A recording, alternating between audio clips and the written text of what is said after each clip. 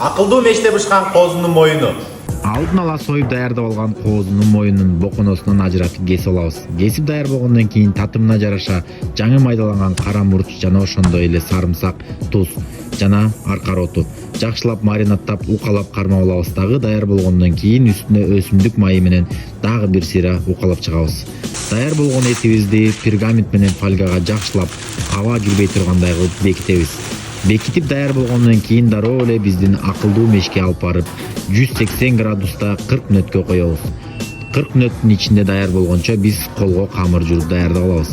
Даяр болгон камырыбызды 4 чарчы кылып калың кылып кесип, майлуу шорподо 10-15 мүнөт бышырабыз. Бышып даярдалганча биздин этибиз дагы даяр болду. Эми болсо этти алып чыгып көрөбүз.